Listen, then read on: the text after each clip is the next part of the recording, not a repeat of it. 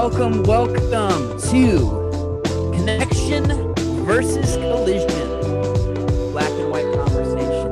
And I know I got music behind me, so you can kind of only hear me. Let me shut off that music for a second, drop the track like I love dropping the track like that. My name is Benjamin Beaver. Welcome, like I said, welcome everyone to what we call the black and white conversation, connection versus collision. And I am excited about our conversation today. And as I like to call myself the ignorant white male, we're going to be talking about white privilege today. And that's a nice light topic, one that I know nobody has opinions about. But with this, I just want to kind of set up for us before I introduce our wonderful executive director, Kemp Boyd. We have actually been going through this conversation now for a number of months. And really, that's been a bedrock for us. That's been the foundation of having each one of these talks.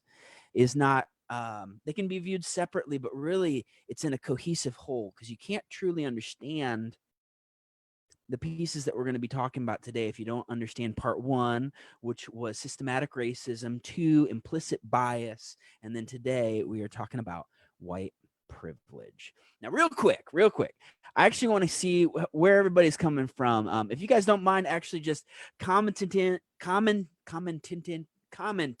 thank you, commenting in right here on the Zoom where you're watching from. And I want to know real quick, if you have any kind of beverage of sorts, what you might be drinking. I have water in a coffee cup. I'm a big fan of porcelain. I don't know why I like drinking out of porcelain, but it's a lot of fun that way. Our panelists are showing all their water. Oh man, you guys are healthy people. I love that. But man, we've got some exciting things. If you just comments in there, we got people from Akron. Nice job, Wendy. Coffee, drinking water. That's good. Oh, we got a Diet Coke in there just to throw it off a little bit. Water. Everybody's kind of got the boring water thing going on. I'm really glad. That's very good. Now that you found that chat, Cuyahoga Falls, Amy Cook, that's actually where you can submit questions. And we're going to get to the questions actually near the end of our live stream today with Miss Lori Porter. And before introducing our wonderful Miss Lori Porter and then our executive director, Coach Kemp Boyd, I want to just bring your attention to a couple things. One is next week, we're going to have what we're calling the next step. And this is extremely important to this conversation, because if we just have a conversation, feel good about it and then walk away and don't really do anything more, we want to do this. So that's next week. But then also we have coming up next month, we do this the third week of every month, connection versus collision. And it's called Complex Problems Need Complex Solutions. And we'll get into those complexities today. But that's enough for me, man. Talking about white privilege today, I'm probably not the right guy to start talking about that. But we have our wonderful, my good friend, our operations manager at Love Akron, director of operations. My apologies. I saw that head nod, Miss Lori Porter. How are you today? And what are you drinking over there, huh? I am great, and I'm drinking water. I'm great. Good to be here, Ben. Really excited about today's discussion. Awesome. And Miss Lori's role for today's conversation is she's actually going to be looking through all the comments on Zoom as well as Facebook. And near the end, she'll pop up and say, hey, she'll be the voice for those. I want to let you know as well that if we don't get to your question today, we'll make sure to follow up. We're big about that because we want this to be a constant connection. So thank you, Miss Lori. We'll see you in a little bit. Which is exciting. And then, of course, a guy that I love getting to introduce, who I can't see his face right now, so hopefully one of the kids is not in trouble in the other room. We always joke around that at some point we're going to have a naked kid go through the back of this. We'll be on the news. It'll be fun. And today's a good day, my friends. So maybe it's today. But I'd love to introduce who's going to be hosting and really moderating this conversation, my friend, Coach Kemp Boyd. Are you there, Coach Kemp? I am here, but I'm not able to start my video for whatever reason. Oh, man. Oh, there I am. There it is. Oh, much better looking. Over to you, Coach Kemp. Thank you, thank you, thank you. Man, my panelists, thank you so much for being on with us today. We are so excited to lean in to this very, very great topic and discussion. But before we do that, I want to give each and every one of you an opportunity to introduce yourselves. I'm going to start with who is running on my screen to my right. And immediately to my right, I have Bishop Johnson. Bishop Johnson, tell us who you are and who you're representing today. Afternoon, how you doing? Good, how are you? For an old dude, I ain't bad. Bishop Joey Johnson. I represent so many people. I don't know if I'm representing them well, but the House of the Lord, Bethel Fellowship of Visionary Churches, and tomorrow there'll be a new initiative that's going to be announced to the city that we're doing a task force for social, racial equity and social justice. There's all kinds of stuff going on. So we'll see what's going to happen.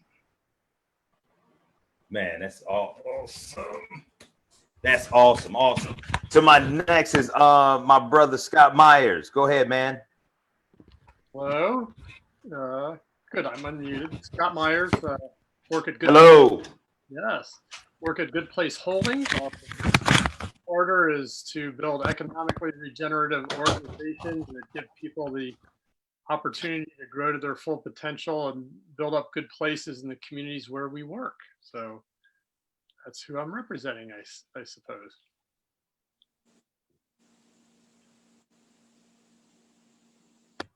Awesome. Next is my friend, my sister from another mister, Sister Kunkler. Who are you? Who you represent today? Hi, my name is Megan Kunkler. I'm married to Pastor Brian Kunkler at Garden City Church in Akron, and we have 5 children, and I'm representing the Lord Jesus, hopefully in my life as best I can, and our church body here in Akron. So Awesome. Awesome. And Pastor Glass. What's going on? How you doing, Coach? Pastor Bryndon Glass. I represent Span Ministries here in Talmadge, Ohio. So yeah, I represent them and try to do the best to represent my wife as well. Got to represent Team Glass.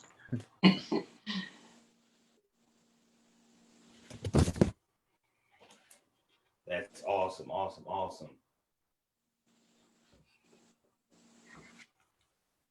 Right. So we get to moving. I am having some problems over here at my house, but it's going to be okay. It's going to be all right. So before we lean into our questions, we're going to be on together. You're going to be with me probably for the next maybe 30 to 40 minutes where we just want to really dig into this topic and discussion. But the first thing I want to do before we really get into our questions, I want to just simply ask, how are you all doing today? Right, there's a lot of things that are happening that are going on right now.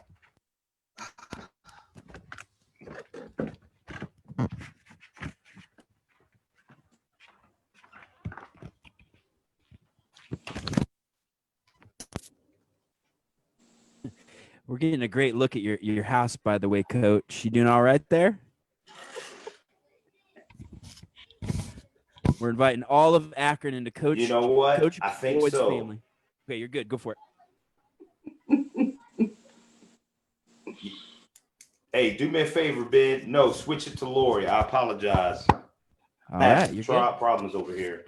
You're all right. I'm gonna go ahead. I'll go ahead and mute you then for the moment. So for just a second, then, just because I know where this discussion is going, we're jumping into this discussion on white privilege, and before we're jumping into the kind of the meat of it, what we'd love to ask all of you is, how are you doing? Starting with Bishop, my friend Bishop.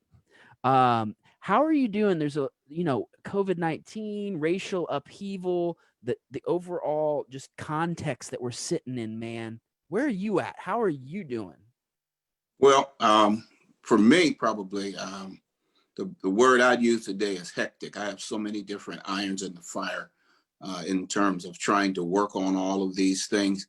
But I would say that chaos is often doesn't have to be negative. It's a prelude to a change. And so very seldom do we do any changes unless we become uncomfortable enough to make that kind of change. And chaos is the thing that often pushes us there. So it's hectic, but it's promising. Good. How about you, Scott Myers? So we invited you on here to talk about white privilege. That's a nice, comfortable discussion in this context. How are you doing during all of this? And are you ready for a great discussion? I am ready for a great discussion. I tend not to get too tied up in what's going on in the moment. So there's strengths and weaknesses to that. I like to make sure that I have plenty of people around me who are paying attention to the moment. I tend to take a long view of things. I tend to read books written by people who've been dead for several centuries, and I think about what's going to happen several centuries out. And so in that scale, this will pass. We're going to be changed through this. So I'm thinking about, when we come out the other end, how do we live into that? So I don't know if that tells you how I'm doing, but that's what I think about.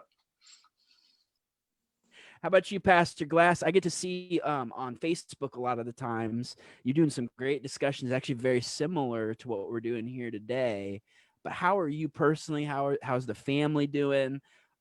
It's interesting times. Very interesting time. To answer the question, I am for the first time in my life doing something that I wish I started doing a long time ago, and that is trying to take it one day at a time. I have never done that well. And now it's like, okay, now it is time for me to take it one day at a time. Let tomorrow worry about tomorrow. Focus on what God has given me to do today.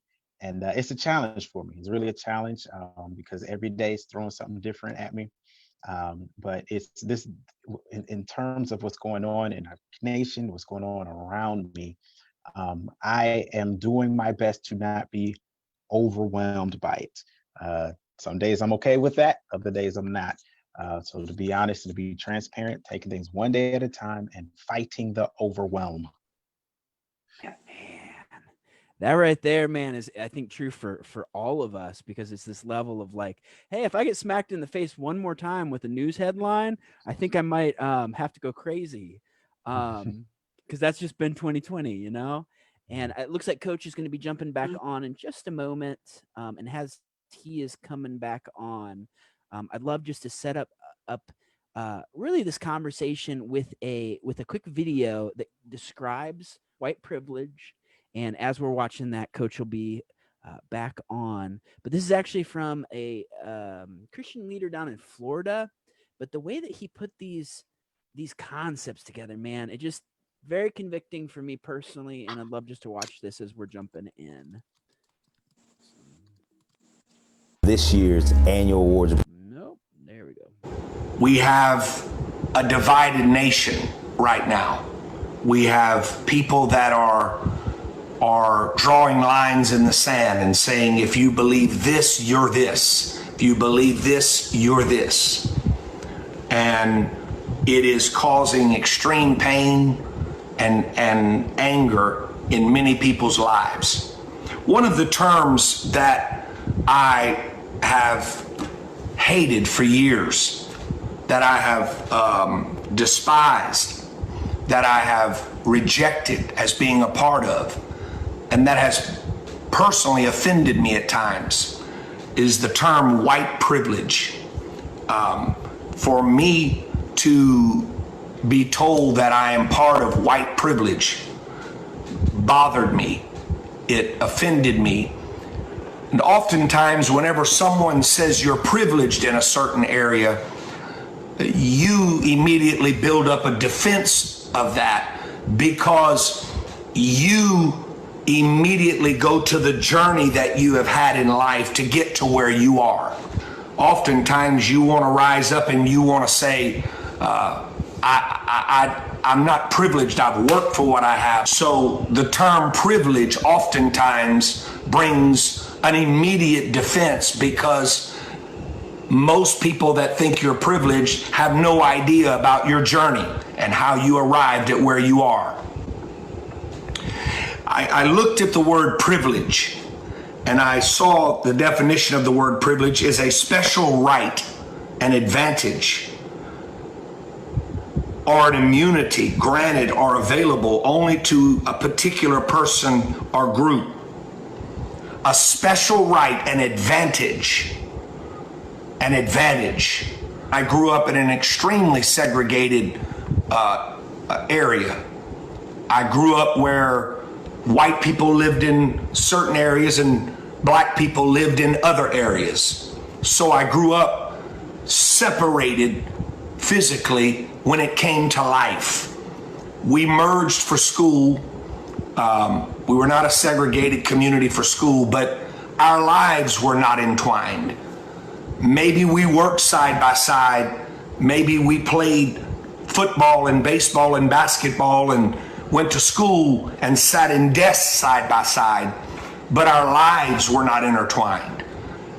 So our environment was framed from the perspective of that's where you belong and this is where we belong, and we don't want you here and you don't want us there. Growing up in that, I did not understand, and even going into my adult years and even up until the recent tragedies that have taken place in our nation, I never believed, thought, or even agreed with the fact that I had white privilege.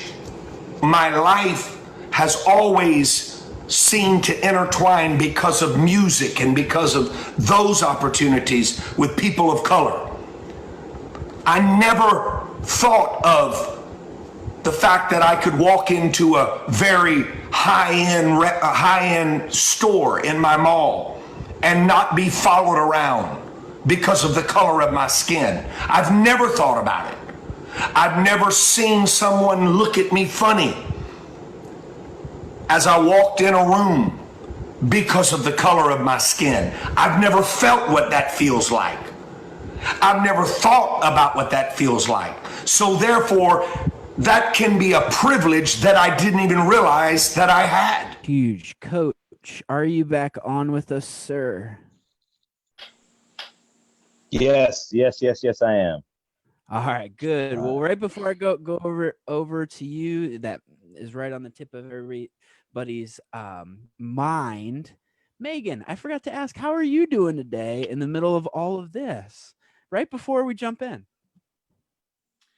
I'm doing well. I think I'm dealing with just some sadness and loss for sure. I feel like our church had a lot of really great momentum going on in February, January, and we were just seeing these relationships and connections happening. We were seeing our Be the Bridge classes were taking off. We saw people getting in each other's homes, having meals together, just these great connections. And I felt like this momentum was swelling, at least at our church in Garden City. And then it all just gets like cut short. So there's a lot of loss there for whatever reason, you know, what God was doing there. And then, but then with the racial turmoil that erupted this summer early on, it was even more of a realization that this is so important. This conversation that we've already begun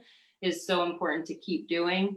And there's just a lot of work to do. There's a lot of work to do. And it's going to take a lot of creative problem solving in this day and age with the way things are, like how to do that and how to have these conversations in this environment. So it's definitely challenging, and I'm hopeful because God is good and his church will prevail and his multi-ethnic church will prevail. And it is what we will be doing for eternity. We're worshiping God together before his throne. So we keep that vision ever in front of us. So that gives me hope. So.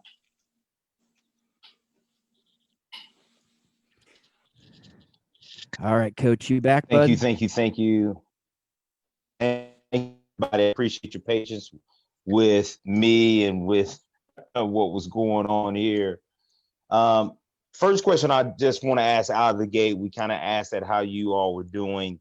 But I think before we can get to the point, Megan, that you just described of the work that we have to do, my first question, I'm going to ask this to you, Scott Myers, is does white privilege really exist? Or is this just this thing that has been conjured up?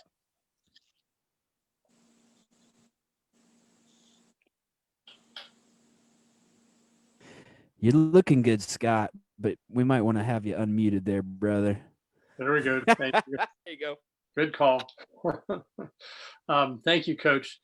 The first thing that comes to mind to me when you ask about white privilege, when I grew up, just fairly segregated, like the speaker, my grade school was pretty much all white for the first few years that I was there. My class was. My white friends told me that I was privileged. So I grew up with this concept that I'm privileged just from my white friends. And they said that in a way, in a distancing way. It's like, you've got that, we don't. And that was just an uncomfortable thing in our relationship. So I've sort of carried that sense of try not to be distanced from people through that, however that would work out. As I got more involved in as an adult in the community, had lots of working friend relationships with African Americans who are also working in the community. Through work, formed work partnerships with African Americans, and by spending time with my Black friends, I observed the reverse of white privilege, how my friends didn't have what I assumed everybody had when I would be with them in different community settings. I noticed people treat them ways that I never got treated, speak to them in ways they never spoke to me. And I'm thinking, well, this is a weird person behind the counter or at this meeting. But then when they turned to me, they spoke totally differently. It's like, do you not realize we're both in the room? I can hear you talking to him. He can hear you talking to me. And I don't know if just they felt like they didn't mind being blatant, or if they're just totally unaware of what they were doing, but it just seemed, painfully obvious to me. And so the question, which isn't how you framed it now, Kemp, but people say, do you believe in white privilege? And to me, it's not something you believe in or don't believe in. It's something you can observe. And if you haven't observed it yet, you haven't made friends with African Americans and been places with them, because it's there to be seen. Yeah. Okay, I appreciate that. I want to lean into that a little bit. Bishop, he used a key word. He used the word believe. And most of us, when we think about something that we believe in, we always equate it to our faith.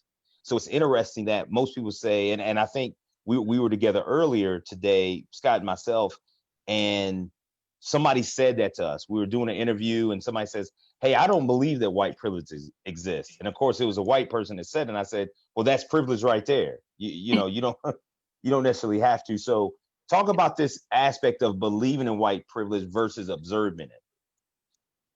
Well, I think that I don't like the term white privilege. As the speaker you had on said, it kind of puts people off and it makes them defensive. And so they begin to, I'm not going to deal with this. I'm not going to handle this. I'm not going to think into this. I'm not going to. But I think you hit the nail on the head. I wouldn't call it white privilege because it offends people, but let's call it white benefits, the benefit of being white. And what does that mean? Basically, it means the benefit of not having to think about being white. Every ethnicity has to think about whatever the ethnicity they are, but white folks don't have to think about that. Let me illustrate with just one simple illustration. If you've ever been pulled over by the police and you're African American male, you must know that you're an African American male. You have to know where you're going to put your hands, how you're going to respond, all of those kinds of things, unless you want to end up in trouble or dead. Now, as a white male, when I talk to some whites, I've never thought about that. I mean, if the police pull me over, right, you don't have to think about it. That is one of the benefits of being white. I don't have to think about it.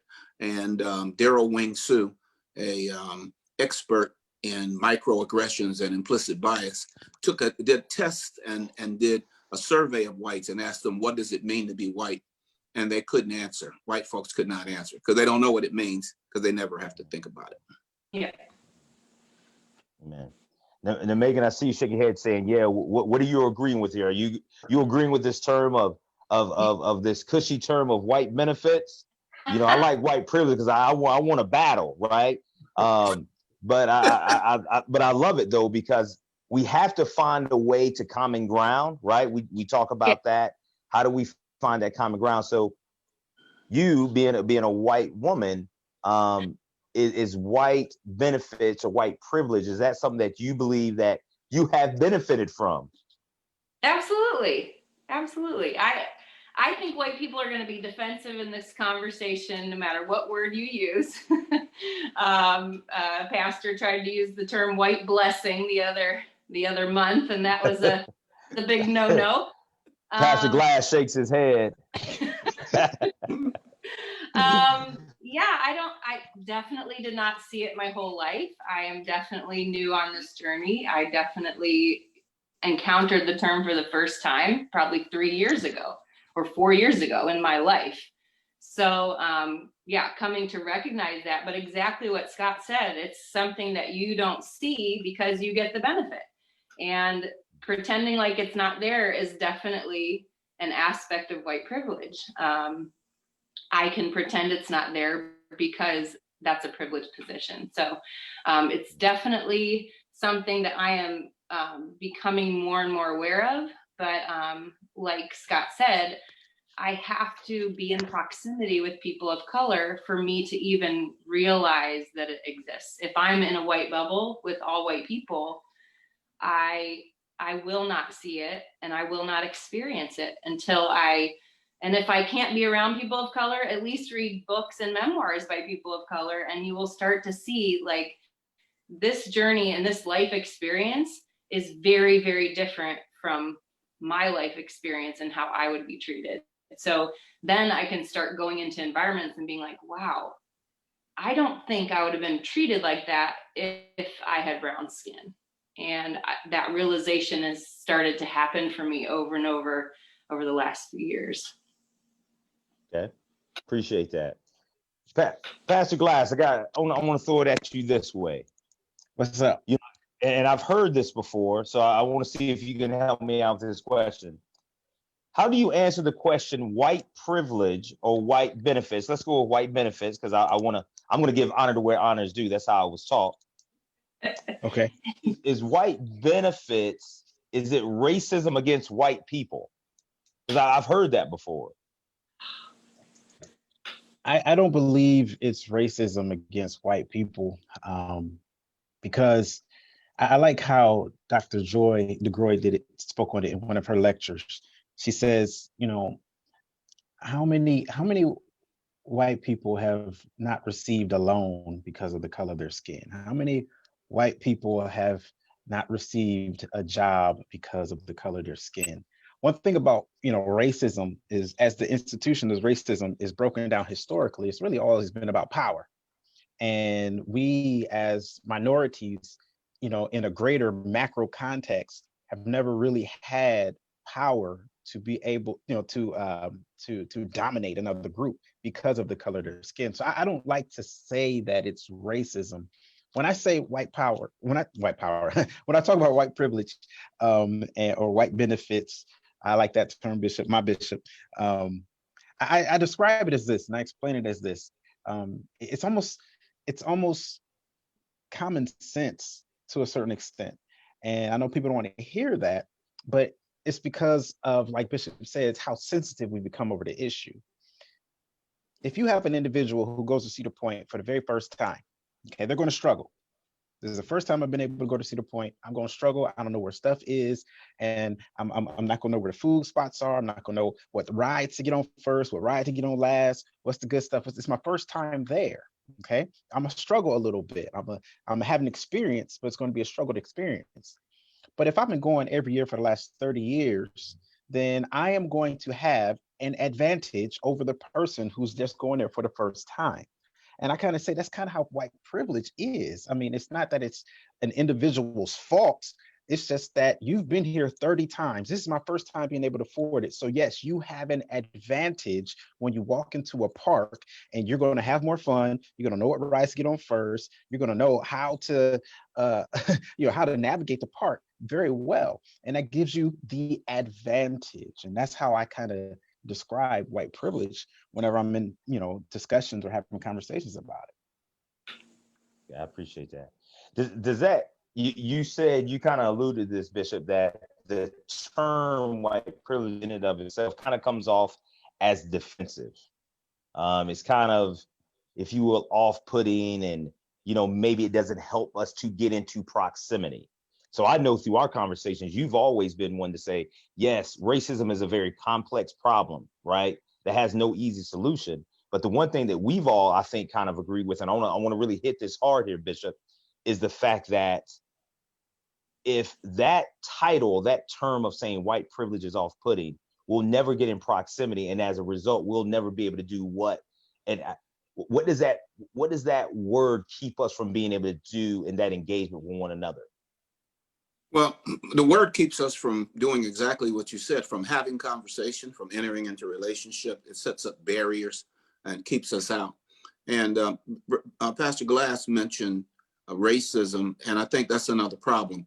That when you say white privilege, some white folks, many, feel like this is something that I did to you to gain a privilege. But racism is a systemic issue. And I've just read Isabel Wilkerson's book on caste. That's even a better term in some sense, because caste is a system that means that is set to keep some folks on top and some folks on bottom. And maybe you can understand that without understanding it, without realizing it, the system in America is to keep certain people where they are and not allow them to move. And I just want to keep saying this. This is why at Love Akron we're doing what we do. It's not to bash anybody. It's not to pit anybody against anybody. We're looking to get understanding out there so that we can create platforms of healing, of continuing the reconciling work that I think we have been, if you will, burdened to carry on.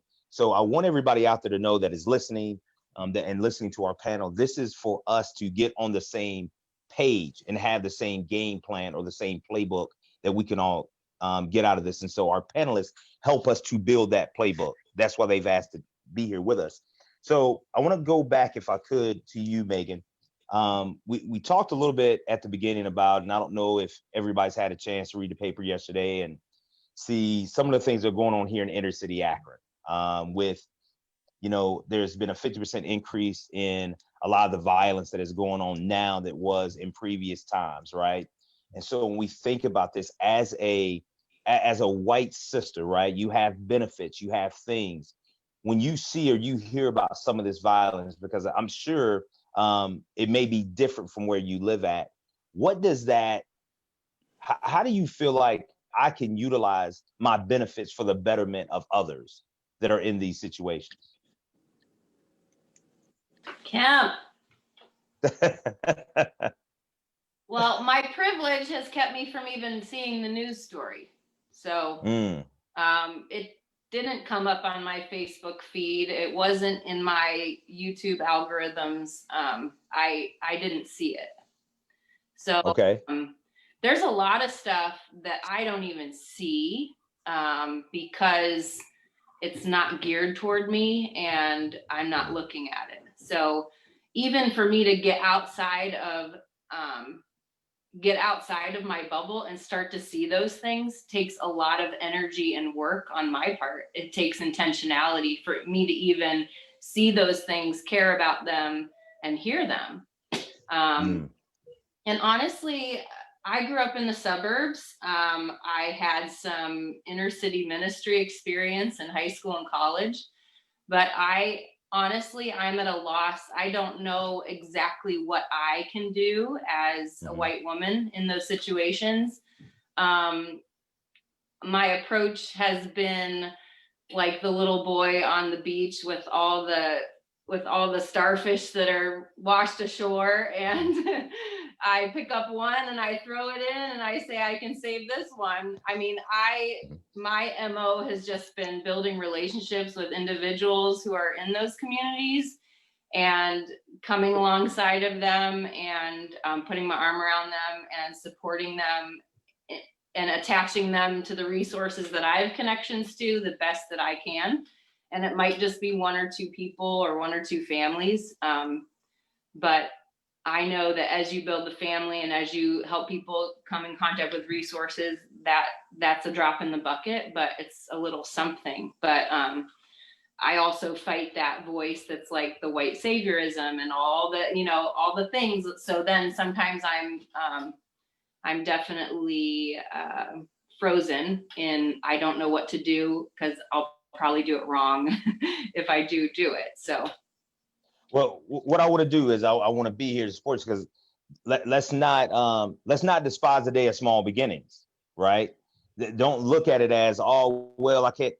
The fact that you're saying that, hey, I have to be intentional is doing more than what's being done now.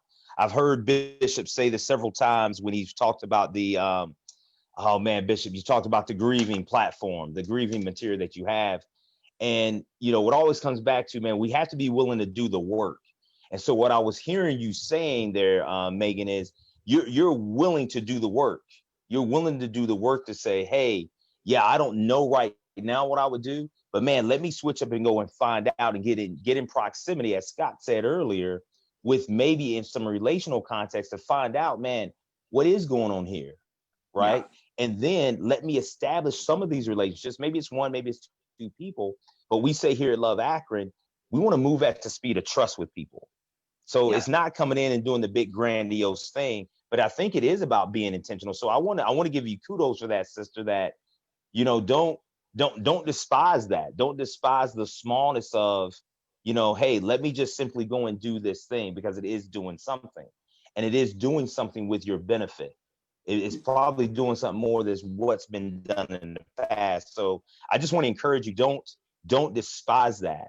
Don't belittle that within yourself because you are doing something. So I just want to encourage you in that regard. And I see you, Bishop, shaking your head, and we talked about that before. But talk about something that Megan said with the white savior complex. I mean, is that something that sometimes we see happen in the inner city? Yeah, I think, first of all, I want to also affirm her. I think the ultimate solution to the problem is so simple, but so profound and so hard to pull off. And that is creating conversation and real authentic relationship with people who are different than you are, with African Americans to whites and whites to African American. There is a research council that did some research that found out that 75% of whites have no meaningful relationship with African Americans. And so, Megan, you are doing the work. The work is to create those relationships where you are.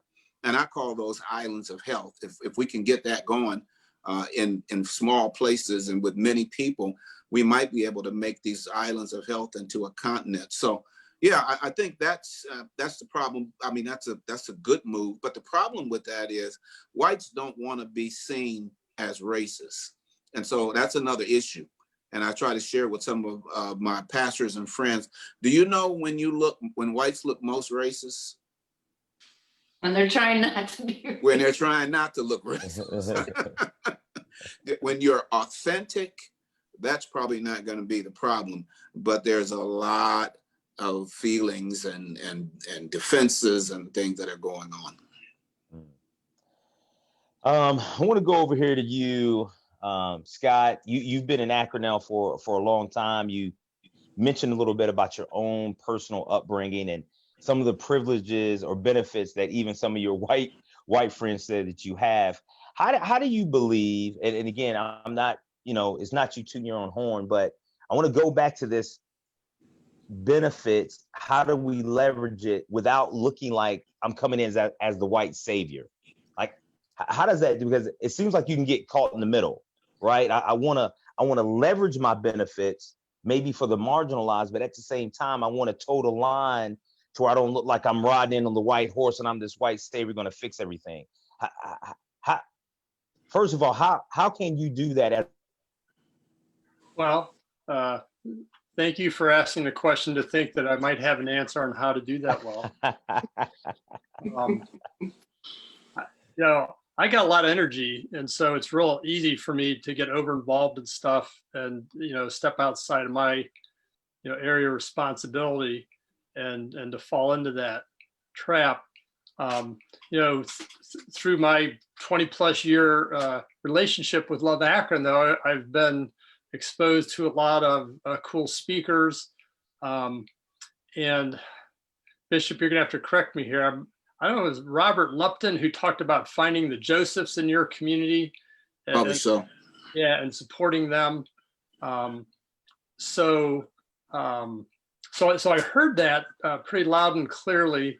And to be honest, you know, as I've observed, you know, what I do at work and just in relationship with other people, my best role is supporting somebody who's in a leadership role. And I really love doing that. And so, you know, relative to, you talk about the violence in the community, my good friend Michael Starks has a very effective life ministry and work in working with folks who are incarcerated, people who are, you know, have returned home. Families are always calling him to get involved with their kids who are on a track to get, you know, overly involved with the criminal justice system. And so I've spent 20 some years doing what I can to help Michael be the best at what he does. I can't be him. I can't do what he does. It's just, I mean, it's just so obvious. It's not even something I can imagine, but there's experiences I have from how I've grown up and what I do that I can support him to help him be better at what he does, so he doesn't have to do administrative stuff and, you know, organizational development stuff. And so it's you know, it is like, you know, what Megan says. It's just, I love the starfish story and I hate it. I love it because somebody's doing something instead of nothing, but I hate it because the question I always ask is, what is everything? You know, how do we make it so that starfish don't get washed up on the beach? Not that we have to go and throw them in. And, Right. You know, right. And, you know, and I'll wrap up with this. Michael shared this experience with me probably 15 years ago, and it's never left me. He says every summer, you know, he works at the Summit Lake Community Center. He says every summer there's kids who come up to him and say, Mr. Starks, do you have something I can do to make a little money? And, you know, Michael helps some of them, and he says, there's somebody standing on the corner who has something for them to do to make some money. And if we don't have something to positively engage them with, that's where they're going to go. So, you know, to me, that's a huge thing. It takes the whole church to do that. Racial divisions, you know, definitely debilitate us for being effective that way. But that's so roundabout way, finding the Josephs, the people who are effective leaders in the community, and from a position behind them in the background, help them be good at what they're already good at.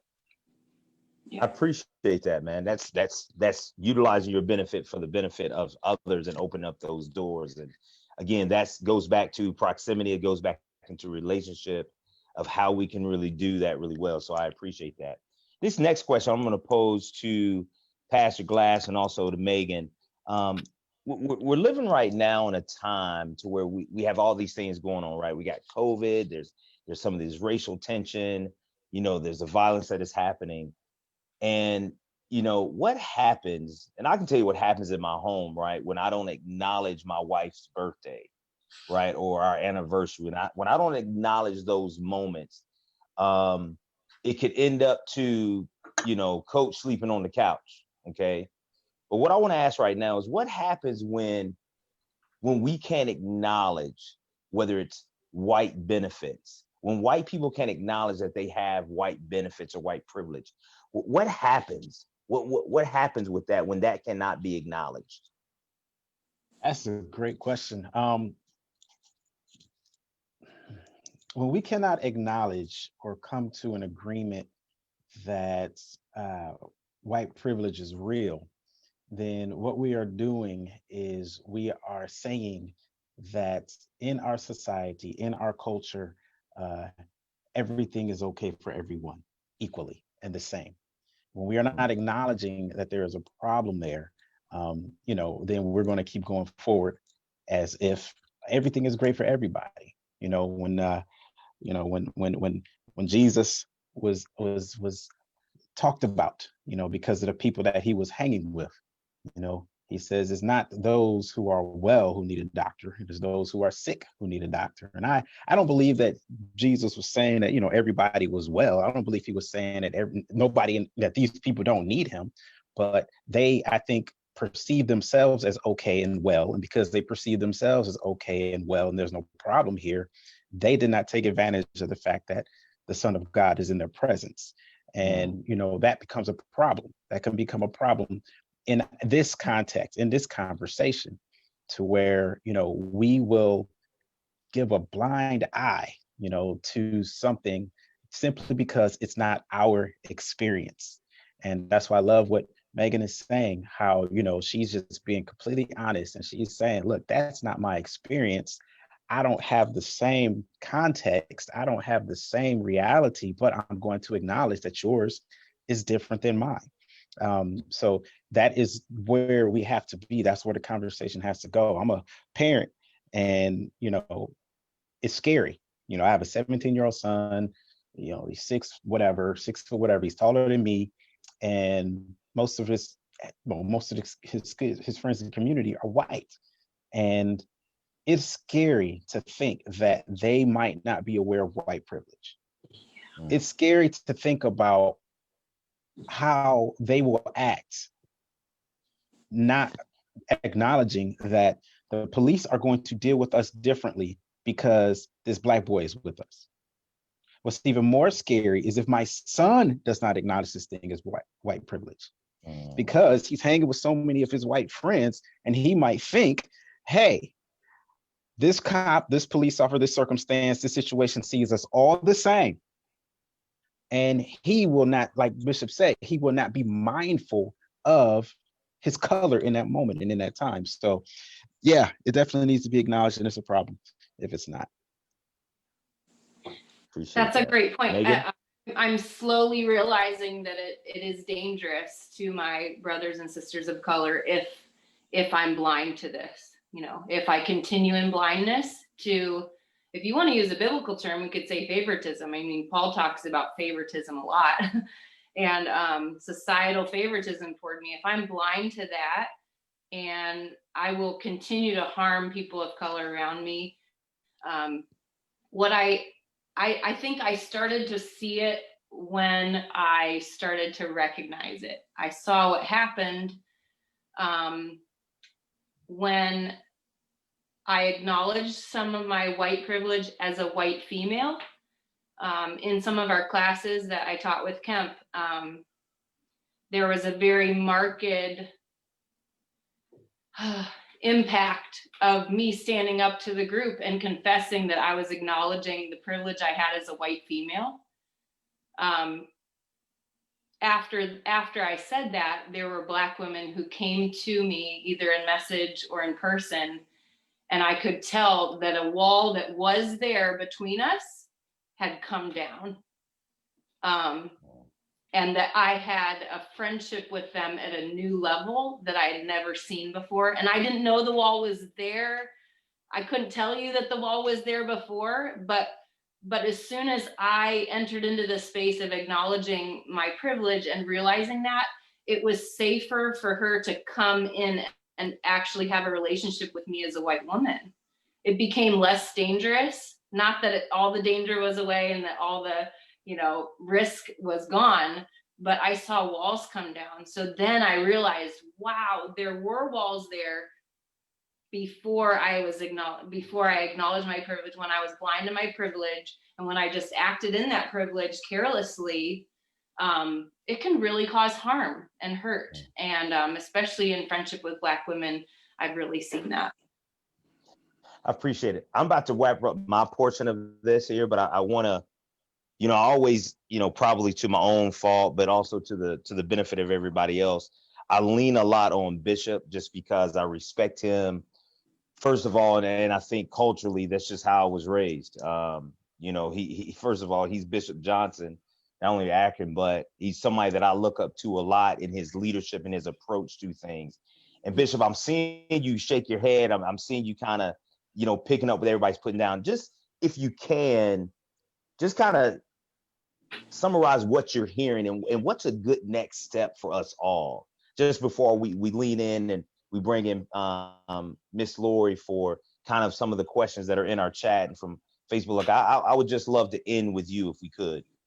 Coach, thanks for your honor, and I really appreciate that. And I do try to mentor you and help you along because you're such a wonderful young man.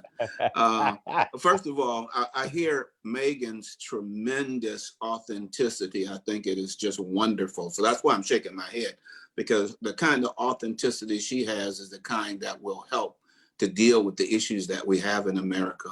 I think the other thing that Brother Scott said, and it was a very profound question. He probably didn't think it was, but it was profound. Why are starfish on the beach? Well, there's a 2-level answer to that. One level is we got to go back and deal with the ecological system. What happened? What took place? Why are they there? And then there's a personal response. Can I pick one up and throw it in? Well, that's what we're dealing with the systemic issues we're dealing with. There are 2 levels, and a lot of times people don't realize that. There is a personal response. Praise God, we can do something personal. But then there needs to be a systemic response that is dealing with police and jobs and housing and all of those other things. So I think we're on a good path to be able to talk about, continue to have these discussions. And out of these discussions, I think some joint responses will come, have already begun to come. But I want to warn people that Americans are always about doing something, and sometimes it's more about being than it is doing. Megan's authenticity is being, and it's going to change. It's changing people when you are being something that God has called you to be. Man, appreciate that, Bishop. Thank you all so much for your time.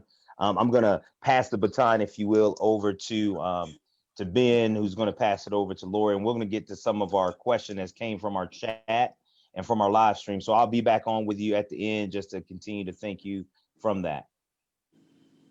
Awesome. And sadly, Miss Lori got we had some technical issues, so I apologize. I'm not as pleasing as Miss Lori, that is for sure. Wonderful lady. But I do have the questions from a number of different people actually across both our Zoom chat and our Facebook. And please just go ahead and put some of those in now if you wanted to. We won't get to all of them, mainly because I'm looking at these questions and these are going to unpack. But starting here, right from Zoom, and the question goes, are Black people saddled with the responsibility of changing the vocabulary in order to discuss the problem of racial inequality? Is this yet another burden borne by those who are negatively impacted? And then I believe this was Helen. Helen asked this, and she said, "I'm asking for a friend." Who wants to jump in on it? Absolutely. One of the things that needs to happen is if the system needs to change, then it must be changed by those who are in power. We will continue as African-American people to challenge the system, to speak truth to power, to attempt to create freedom, equality, but the system must change by those who are in power. So yeah, it's another thing we carry. And I'll say this and get in trouble since I'm already in trouble. It's not Black people's responsibility to educate white folks about white privilege. That's something you should be doing to educate yourself. But we often turn to blacks and say, can you help me with this? Can you help me with that? Since you face it. And yeah, but you need to figure out, it's your system. You created it. And if I could throw this in, Ben, real quick too, if you the video that you showed us a short clip from at the beginning of this session, I don't know if that link has been posted, but if you watch that entire video, which is about 25 minutes long, you can hear a white guy tell you exactly what Bishop just told you, except with a whole lot more energy behind it. We will make sure. I'm actually just going to post that right now. And kind of along the same question, it's actually through Facebook. Ken Lofney says, can you speak to what systems changes would look like to you? Like what would it actually, we got to change the system, got to defeat systematic racism. What does the system changes actually look like? And I'm going to shoot it over to Mr. Glass, Pastor Glass, if that's all right. Of course. Yeah, that's where it gets very complicated, because, when we start thinking of racism, and systems of inequity, the reason it's so difficult to discuss and deal with and why it creates a lot of that hypersensitivity is because, whenever anyone thinks racism, we automatically think white sheets burning crosses. And if you're a part of, if you're benefiting from the racist systems, then we're lumping you into that category, and it makes it hard. And that's like what Bishop was saying earlier. It makes it difficult to discuss these matters because I don't want to be lumped into that category as racist. So what does it look like? What does the change look like? What it looks like is, first and foremost, acknowledging that there is a problem. First and foremost, acknowledging when we look at housing, there's a problem. When we look at schools, there's a problem. And we are going to do our best to make sure that we are intentional in changing those particular systems that have shown to be inequitable for African Americans or brown-skinned individuals. That's what it looks like. We first and foremost have to understand that there are racist systems historically in our country that has placed African Americans and brown-skinned people at a disadvantage. Let's go and find out what those things are. Let's go find out what is damaging about redlining. Let's go and find out what's damaging about racist policies in terms of employment. Let's go and find out what systems were actually put in place that is really still negatively impacting the African American community, and be very intentional in reversing the effects of those particular policies, so the home ownership in the African American community can rise and go up. So the education and the quality of education in African American communities can go up. This is what it looks like. So it's more than just acknowledging that there is this thing called white privilege and white benefit, and more than acknowledging that there are systemic systems that have put African Americans at a disadvantage. We have to identify those things, and we have to say, let us do the work to undo the consequences of those particular policies. And if I could add to that, I think it really requires white people, wherever you're at, in whatever field you're in whatever job you're in, is to have your eyes opened to look for these things and to see them. I got a text from my uncle last week. He is a genetic researcher with Case Western Hospitals, I think. And he said, pray for me. I'm going into my higher ups' offices to address some issues that have unequal effects on our brown-skinned brothers and sisters. And so as he started to see some of this issues as a white man, he's able in his context to go to his leadership to be a voice for people who don't have a voice and say, hey, these policies are a problem. They lead to inequities, and I want to say something and do something about it. Yeah, that's good. Quick. Can I jump in there too? Yeah, we're dealing man. with. I don't know why everybody keeps asking. Just jump. because Pastor Glass got power, so I wanted to be careful. He did some great talking. And bringing up on the question, but with systems, there are any number of systems. There's a book called The Color of Law by Richard Rothstein that lists the various de jure legal stuff that is on the books that affects people of color. And so let's just name some system. The police system, the education system, the housing system, the job system. All of these are systems. Let me just pick one, police. How would we change that? Well, we would need to let's help out one, addressing one issue, use of force. How is use of force governed and how is it going to be treated? So that's what it would mean. It would mean a change. And we're in the process of trying to deal with that right now. Yeah, what I was going to say, and I know this question is it's a very important question, but we hosted a conversation like this with another church. We did a panel discussion. I'm a pastor and a pastor of a white church. And in this conversation, what took place was, we raised the point that it is proven that if you have a name that is clearly African-American, you are less likely to be hired by that particular company. If so, there was a gentleman in the audience, and right after that meeting, he's like a CFO of his company. Right after that, he went into their one of their board meetings, and they instituted a policy where they no longer were looking at names on resumes. See, and that's the type of stuff that happens when conversation takes place and we acknowledge that there are problems in the systems that have been passed down. Yeah. Man, I see others that have been submitting a bunch of questions. We actually can't get to all of them today. And that's actually why I want to bring up what we're doing next week with this. I want to get to one more quick question. We're about time. But I love that example because that right there is a system changing. We can't we can't just take down statues and everything's okay. Sorry for anybody with that, but no, it's systematic change, and that's why I know from Coach Kemp, he's told me over and over again, he's like, we are committed to this conversation happening. Mm-hmm. We're not going to stop. Yeah. It's not a hey, we did it in this summer and woo, that kind of thing. No, this is a life pursuit, and I'm committed to it as well. Maybe just last question. I'm going to put this to you, Bishop. Now, hearing that, what actions can a white person take to affect systems of racism? I know it's a little bit of a rehashing of it, but really, kind of last question is like, what would it look like?